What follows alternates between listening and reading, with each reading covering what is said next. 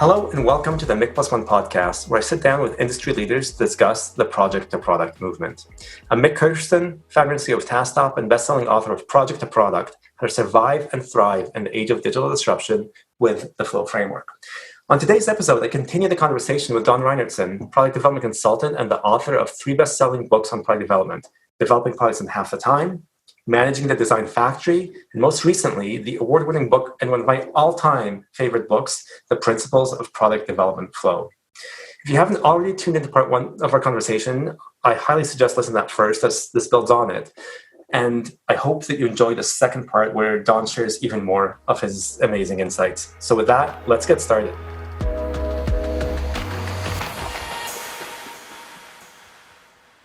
I'd love to get your thoughts on this. The flow time clock, the one that we optimize to, encourage our customers to optimize to, it will start when work is taken into the value stream. You touched on this a bit, so I want to dig into it because basically for us, it's the role of product management and product management leadership to determine this work. It's what you say no to, right? In terms of the full requests that a tech company has, there could be on open source projects, we were doing about 1% of the incoming work requests. So we were saying no to 99% of things because on popular open source projects, you'll have, say, 6 people who are supporting, a part of the Linux kernel that's used by a good chunk of the planet, right? So there's basically infinite requests and your lead time clock is meaningless. That said, if you've got work that's been defined as relevant to a market already, as you were pointing out, if you exclude that and you say, we're just doing great on delivery, but you exclude the things that are actually meaningful to the market, of course, you'll get it wrong as well. So my view on this is to make a distinction. This is why the flow framework is trying to make this so core, is you have to measure all of them. You have to measure your lead time. You have to measure your flow time, which is when work's actually been taken into the value stream, even just for design and ideation. And those clocks don't stop till you've delivered economic value to the market, which then, of course, you have to measure through a metric like a gross margin change over time. So I guess in your experiences, this difference between flow time and lead time, is there anything else that you want to share in how organizations can think about those? Because I think, again, the problem I see is that there's been this excuse made, well, it's a fuzzy front end. I hear your term thrown around a lot. We're just not going to measure anything upstream of development. Well, historically, what we always used to do is we used to divide it into what we call pre-development and the development cycle. And the knife edge checkpoints on that were typically pre-development started when we logged in the opportunity with an opportunity number, when it became visible to management within our system. So unless you got issued an opportunity number, then it wasn't in the system. Development started when we opened up a charge number to charge time to the project. In a classic engineering organization, because it was pretty much guaranteed that you were not making a serious effort if you didn't have any place to charge your time to. And so opening up a charge number was a very good proxy for has the organization gotten serious about it. And then we used to end the development cycle with the first revenue producing unit. When the first unit went out the door that actually produced revenue. And then it was worth breaking down those 2 pieces of pre versus regular development in the sense that there would be a lot of people saying they'd start putting their team to work without having a charge number, knowing they would be paid for the thing and things like that, because they were trying to make their development cycle metric look good. So it became, we haven't really started yet because we didn't have a full team. I was working with a half-time team at the time, or I didn't have a budget, or marketing had not signed off the requirement document and things. So there was a tendency for the metric to produce some dysfunctional behavior if there was a way to cheat on one particular milestone. And so breaking the end-to-end thing into individual pieces I tend to use the historic term cycle time as opposed to lead time, because lead time has a specific meaning in manufacturing, which is totally different than the way we're trying to use it in product development. But whatever label you put on it, there's an overall time from when did you first have the opportunity to spend money on this until when you first get an actual economic return. And it's useful to have some break point in that big chunk of time as how long did it take from spotting the opportunity to having a fully staffed team working on it, to start trying to boil the pot. And knowing the time between when I started seriously investing money until when I got a return out of it. And I mean, that's the way I've historically thought about it. And I think with just some crude capture mechanisms, like it isn't an opportunity that somebody has written it down in the opportunity book and given it a number. Simple things like that often produce visibility on the ideas. And those then, once you start capturing it that way, you can end up taking a look at it on a regular cadence and say, okay, what new ideas came in during this week and which ones do we think we need to pursue further? And interestingly, in effect, there's a self-imposed filtering process at that front end of people will stop proposing ideas if they never end up getting accepted by the organization. And so the character of what is not assigned an opportunity number to it, a lot of times the idea will come back the next week wearing a different color hat and try to get into the process then. But I think it's quite healthy, because what happens is, by the things that the steering committee rejects as opportunities, it is in effect communicating to people, what business do we think we are in? There's always the great strategic question always used to be, okay, which customers are we trying to serve? What type of value are we trying to provide to them? And who are we choosing to compete with? And that's one of the essence of strategy is sort of customer, company, and competition. At least the old McKinsey way of thinking about it was. And so people in the organization have to have some sense of who are we trying to compete with, what are we trying to compete with them for, on what basis are we trying to compete. And I think in the way you respond to what people consider to be opportunities, you end up saying, well, yeah, we're sort of more into project management than we are grocery delivery. Grocery delivery is a great opportunity for someone out there, but we're not going to take that into our pipeline.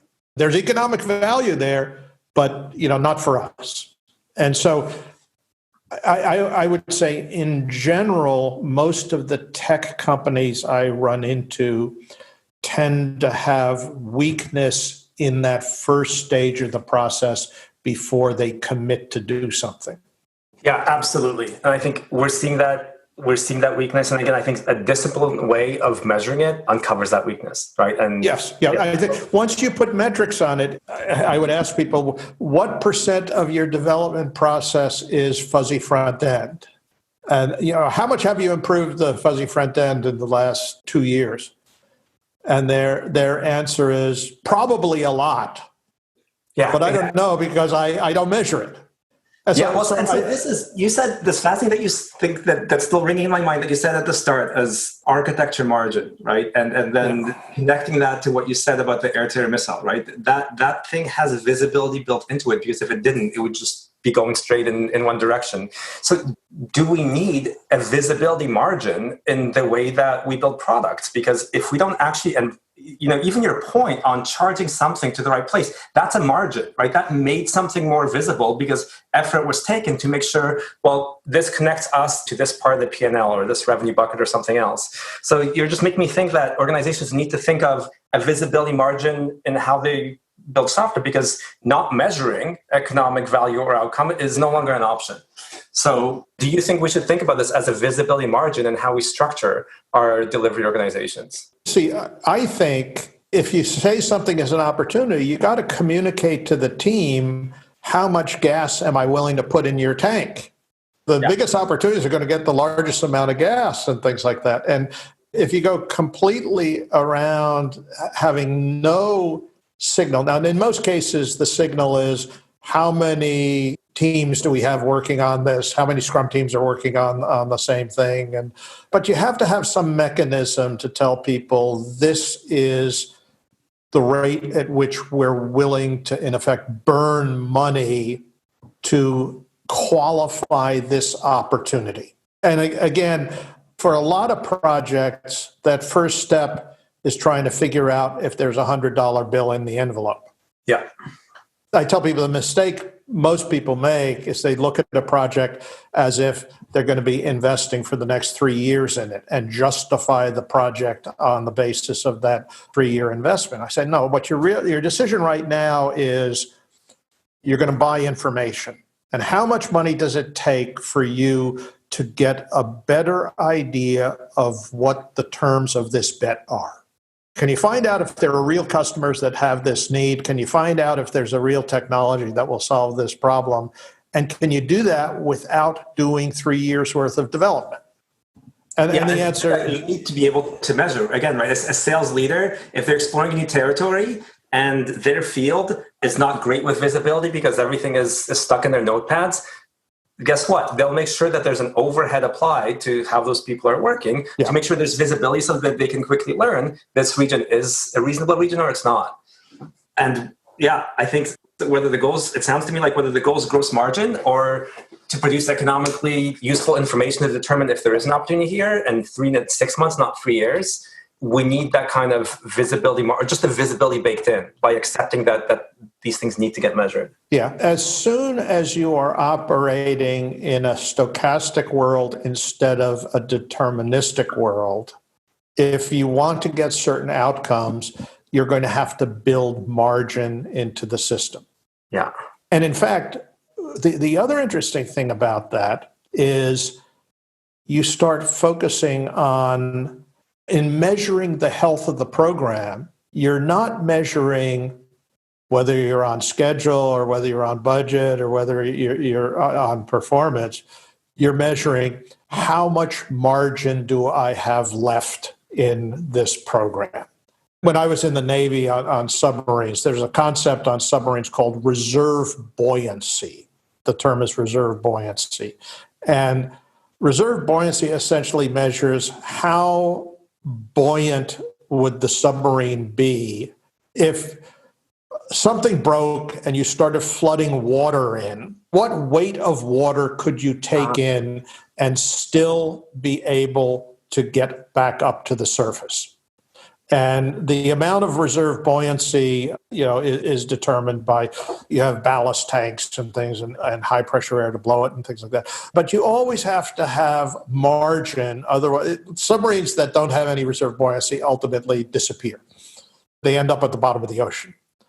And because while your propulsion plant is propelling you, you can maintain a depth and things like that. But if you have negative buoyancy, then you just, drop like a rock to the bottom of the ocean.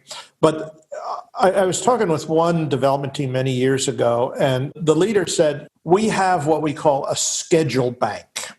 And that's the number of days we are ahead of our original plan. And in our weekly meeting, we always ask the question, have we made a withdrawal or a deposit to the schedule bank? Do we still have margin left on and the idea is don't deplete your margin early in a program. because bad things happen more frequently at the end of the program than at the beginning of the program. And the last thing you want to do is to have burned up half your margin when you're 50% of the way through the program. That's a disaster. So I think one of the real useful metrics is how much margin do we have in the program at this moment and what has happened in the last week? Because that's very predictive. There's another interesting analogy in terms of physiology and shock in first aid. You probably know what shock is. Somebody cuts himself, they're bleeding, hypovolemic shock. And there are two different forms of shock. One is what's known as compensated shock, and one is uncompensated shock. And when you have compensated shock, what happens is your blood, even though you've lost blood, your heart rate has increased, your breathing rate has increased, your body has shut off blood flow to unessential organs and things, and it is still maintaining blood flow to the brain because that's considered extremely important. Now, you can't tell that the person is in shock by looking at their blood flow because their blood pressure is still high. They haven't lost any blood pressure. But what has happened is their heart rate has gone up, they're breathing, their skin is becoming pale. You've got indicators that the margin is being consumed. And you pay attention to those indicators that you're consuming margin now, which means you're heading to an unsafe condition. And then you get into what's called decompensated shock, which is where your body can no longer compensate for the loss of blood. Then they deteriorate very quickly. They lose blood flow to vital organs and they die. But a team can be like that, where all of their performance metrics are looking good, but people have moved from working 40-hour weeks to working 70-hour weeks and things like that. Well, that's a sign that the team is consuming their margin and things, and that the team will not be able to handle an additional shock of some form without the whole thing blowing up. The fact that your metrics have not deteriorated is actually a sign that none of your metrics are measuring the resilience and reserve capacity of the team. Are the team using every hour of the day to work? Are they deprioritizing training and things like that? Is that I think you have a set of metrics that tell you how much margin the team has or how much margin the project has that are traditionally absent in the metrics we use in managing. Now, they're keenly aware, like a manager like you're keenly aware of this every time you walk through a development lab and talk to the developers. Because you'll see all of those indicators and things like that, but they're typically not present in the management systems. They're present in the interpersonal contact with the people working on the project. Yeah, so this is, I think, Don, I'll tell you a really quick story on this, but we're now into this realm of kind of the interaction for me between tech debt, between, again, the team health, and I think this reverse buoyancy concept is so key. So, I'll tell you a quick story where our teams are now so big. I used to, when we started as a company 13 years ago, I used to be able to get a read on the team and on how much capacity they had left in their own buoyancy after this massive product launch, after, some quality or scaling issues, whatever those things were, those shocks that hit the teams.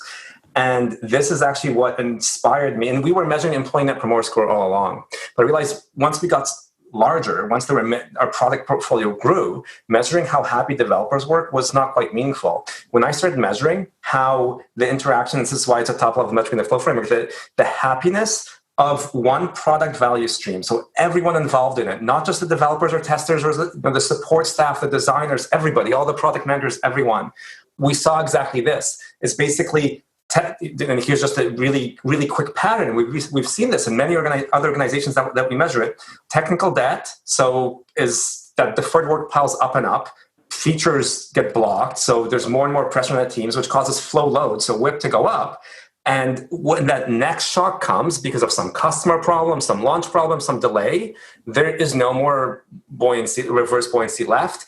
And then a fascinating thing happens in the way that we measure, which is the employee happiness drops. The employee satisfaction drops because of the 70-hour work weeks, because of frustration, because of interpersonal problems. And so what I've realized is that, and especially now in this world where observing teams and social interactions directly has become much, much more difficult, we actually have to measure that. And the way we measure it is through COVID, how our employee net promoter scores are affected. And knowing that if flow load goes up because all of a sudden people are dealing with their young children at home and less productive, and we don't factor that margin into how we plan, we're going to end up with exactly the problem that you're describing. So it's fascinating to me. It's this dynamic system. And I think, I love I read all your posts on ReinertsenAssociates.com, but your going to Gemba post, right?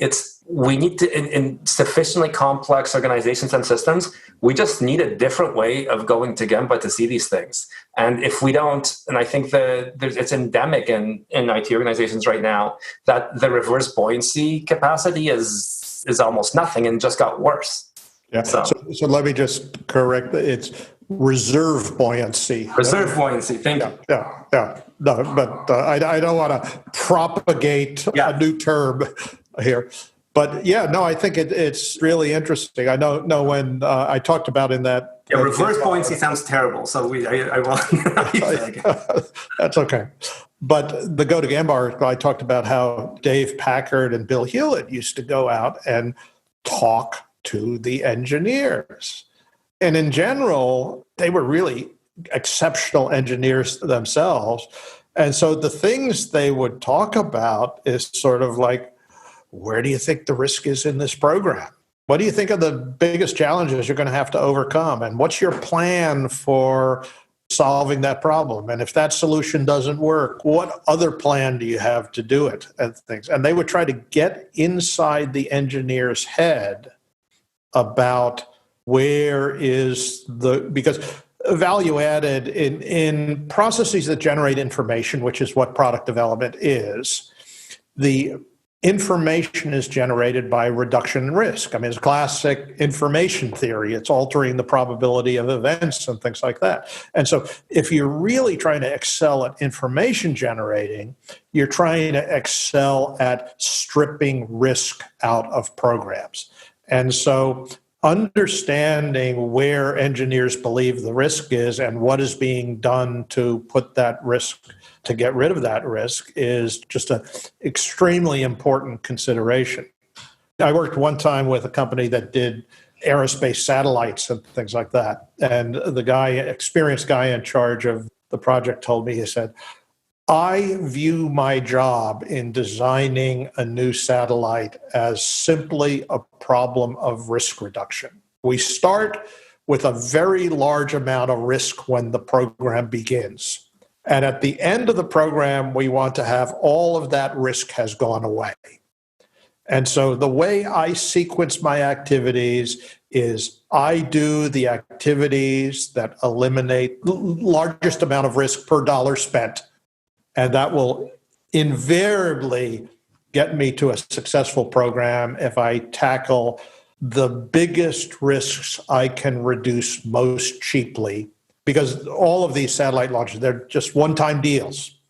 Most of the cost is the design of the satellite, not the building of the satellite. And it only happens once. So you get really good at approaching it as a problem of risk management. Yeah. And I think, again, the product development innovation process is, as you say, all about this. So just one last question, if we can, because I think this has been there's been a lot of discussion about technical debt, but I've noticed, and of course I made technical debt's a core part of the flow framework, but to me, so little economic analysis of it. And the one I saw you present, the one I studied when you first published it on your blog, on comparing technical debt and deferred work, I think it's such an important concept that changed some of my thinking on it, and I think needs to change others' thinking on it. So if you could just give us a really quick summary on that to leave people with that in terms of how they need to work that into their own economic thinking on product development. Yeah. Earlier in this podcast, you used the term deferred work, and that is certainly my preference because I consider it to be less value laden. I'm deciding not to do certain work at a particular time. And I think the minute you end up calling it, you call it technical debt for a reason, because people know debt is bad and you have to repay debt, things like that. But in reality, if you want to think more clearly about it, you would say it's totally different than financial debt. You don't necessarily have to repay it. Sometimes the funds you use to repay it are much cheaper than the funds you would be spending today. A classic example would be you think you can use a piece of open source code on your design, but it's not yet ready. So you're going to just kludge up something that would substitute for that open source solution. And then later on, when the open source one becomes available, you'll switch over to using that open source module. Well, would replicating that open source model at the time be a good choice? No, just get something that is simply workable with the minimum amount of effort for you to proceed in with your system integration and the rest of your design, and then recognize that you will be able to retire that debt at a much lower cost when that open source module becomes available. And so I think people have a little bit of a sort of a dog whistle reaction to technical debt. And I tend to think of it as it's a business decision that you're going to make. You may have, I think the classic example I always like to use is, you're 99% complete on the project. You've got 1% that you thought was really important and should be done. And the question is, do I hold the other 99% of the revenue stream hostage until I finish that 1%? And the economics clearly favor of, okay, I won't perfect that particular feature and I'll perfect it later on. Not that I won't perfect it ever, but I won't perfect it now. And I mean, I've seen example after example of people introducing products where they had a feature almost complete, but it wasn't complete to their quality level. So they didn't even announce the presence of that feature in the product until it became working completely to theirs. And, where people say, look, that feature is not important enough to delay the entire introduction of the product for. We'll leave it in our product. It'll be sort of a hidden feature. We'll get some people to try it out and things like that. But until we can meet our quality standards, we are not going to make that claim on the product. And people in medical devices and medical instruments do a really good job of that, in the sense where they say, we will always meet our claims when we put a product out into the marketplace, but we will modulate what claims we make based on the perfection of our technology. We will say, you can use it for this. We're 100% confident you can use it for this particular application. As soon as we become 100% confident you can also use it for this, then we will make the claim. And so they don't go through this notion of saying we need to be able to meet all of the claims we would like to make on the product. They end up saying, when are there sensible economic choices to back off from our claims in order to deliver a very large value to our customers? I think it's an economic choice. I don't think technical debt is always bad. I don't think it's always good. I think people ought to think of it as an economic problem, not as a philosophical choice. Yeah, and terms aside, I think I encourage everyone to read that post, Technical Debt, Adding Math to the Metaphor, because and I'll give you a quick example, Don, of how we think of it. So because this has been the pitfalls that you talk about have been such a big problem for us and for others I've seen in the past, we will not take on any tech debt reduction unless it increases feature flow measurably or there's a hypothesis, obviously, but we're able to measure the hypothesis within a 12-month window. Because otherwise what's happening is that we could have waited that 6 months and some open source replacement, some new Amazon AWS service is now available for this thing. So it goes, I think, back to your points on risk. For us internally in product development, there's too much risk of reducing too much tech debt too early because it could be superseded by something else that's changed in the technology landscape. So we actually see it every single release planning activity. We look at tech debt reduction as a way of increasing architectural margin, and sometimes we're actually happier with a thinner architectural margin when we know there might be some big announcement coming from some technology stack that we depend on. So it's this, and I think back to your point, and the point on reserve buoyancy, we actually manage that constantly. So how much architectural margin do we have? Do we need to do a whole bunch of tech debt work to increase the architectural margin when we don't know quite how things will go? But we never assume, and we used to, by the way, that we can have a clear picture of architectural margin for the next 2 years, because we can't. Things are too uncertain. Yeah. The risks are too high in making those assumptions, and we're better off pivoting midstream than doing that. So I think it is really, I knew I would learn a whole bunch of foundational things that I thought I knew but didn't understand well enough from this podcast, and that's another one. Is that in the end, I think a lot of this does go back to risk reduction and those information theory principles, and basically how we reduce risk in product development by bringing in more of the learning and earlier into the process. So I often point out to people, I said, you've all seen those Standish studies saying that, 50% of the features you're putting in this product are never used by anybody in the entire life of the product and things like that. And so why do you think it makes economic sense to eliminate all technical debt in all features if half of them, you're polishing features that nobody is going to use?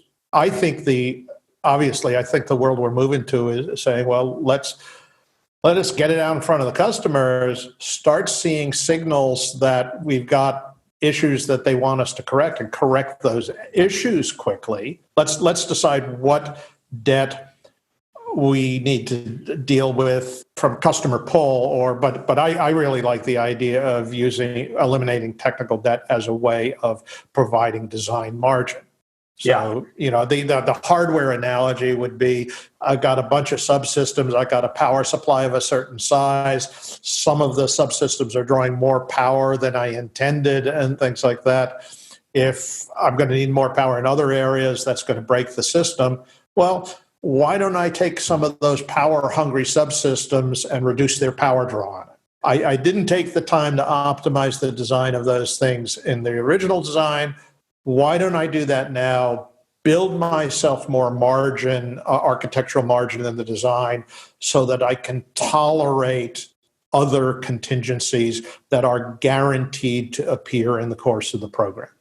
The other thing I often point out to be is that notion that these are bad things come at you through a memoryless process. It does not remember that in the first half of the program, I gave you a lot of bad accidents. Therefore, I will reward you in the second half of the program by having things be really easy and good. Now, assume that you're going to continue to have bad accidents in the second half of the program. And if you've lost your reserve buoyancy, fix that before something bad happens. Amazing.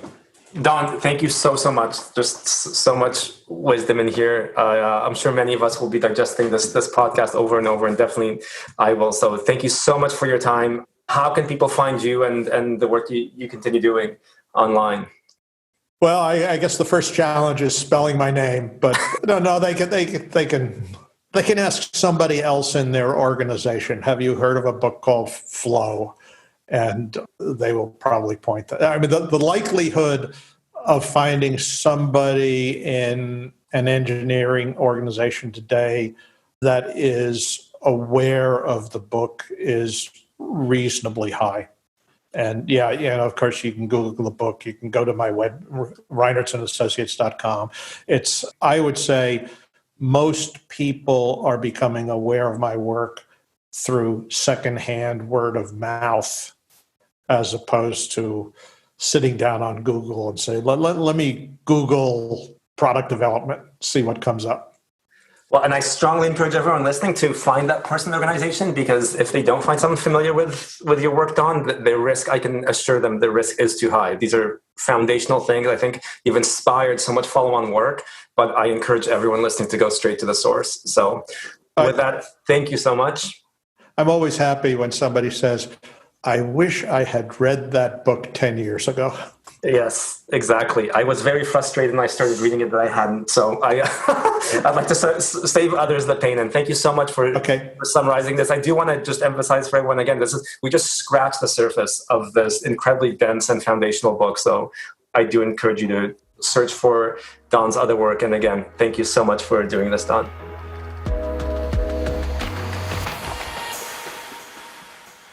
Once again, thank you so much, Don, for joining me on this episode. If you enjoyed this episode, please leave a review, and you can follow me in my journey on Twitter or using the hashtag Mik+1. Don's Twitter handle is @DReinertsen. If you want to reach out to him or find out more information about his books. Don't forget, I have a new episode every 2 weeks, so hit subscribe and join us again. You can also search for Project to Product to get the book. And remember that all author proceeds go to supporting women and minorities in technology. Thanks, stay safe, and until next time.